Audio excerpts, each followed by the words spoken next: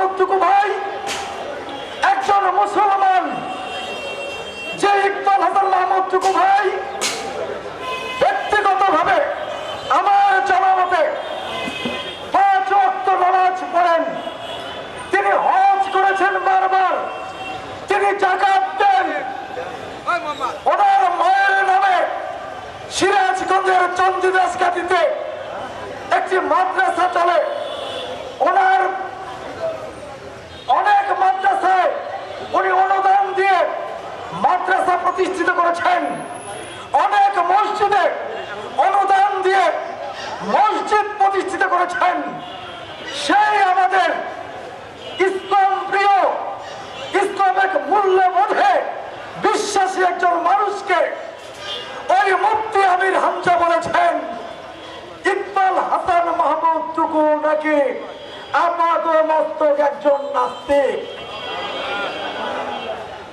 আজকে সেই কারণে আমরা যেহেতু শান্তিপ্রিয় রাজনীতিতে বিশ্বাস করি, ইসলামে বিশ্বাস করি, ইসলামিক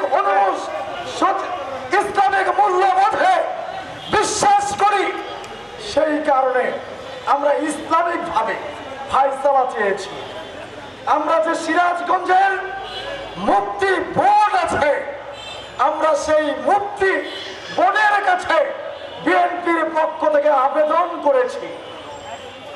আমরা বিএনপির পক্ষ থেকে ইমামদেরকে ডেকেছিলাম, ইমাম সাহেবদের কাছে আমরা ফায়সালা চেয়েছি। আমরা বলেছি যে আমাদের নেতা ইকবাল হাসান মাহমুদ টুকু ভাই যদি শরীয়তপন্থী কোনো কথা বলে থাকেন তাহলে আপনারা যে রায় দেবেন আমরা সেই রায় মেনে নেব। আপনারা ইকবাল হাসান মাহমুদ টুকু ভাইয়ের বক্তব্যটা আগে শোনেন, কি বক্তব্য উনি দিয়েছেন, ওনার বক্তব্য বিশ্লেষণ করেন। গত 2 দিন আগে দরখাস্ত দিয়েছি, ওনারা 2 দিন যাবত বিভিন্ন মাদ্রাসার প্রিন্সিপাল এবং মুফতি বোর্ডের যারা সদস্য, বিভিন্ন মসজিদের যারা আলেম তারা একত্রিত হয়েছেন, যারা যুক্তি তর্ক করেছেন, তারা একটি ফায়সালা নিয়ে এসেছেন। সেই ফায়সালা আজকে উন্মুক্ত স্বাধীনতা চত্বরে ওনারা দেবেন।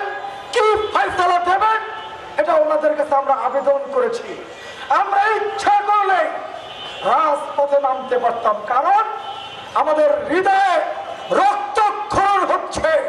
আমাদের হৃদয়ের প্রাণ পুরুষ ইকবাল হাসান মাহমুদ টুকু ভাইকে নাস্তিক বলা হয়েছে। কোন আলেম যদি কেউ কালেমা পড়ে থাকেন, সেই কালেমা পড়া ব্যক্তিকে নাস্তিক বলতে পারেন কিনা আজকে ইমাম সাহেবরা যারা আছেন, যারা আজকে মুফতি বোর্ডের সম্মানিত সদস্যরা রয়েছেন, তারা আজকে ফয়সালা দেবেন।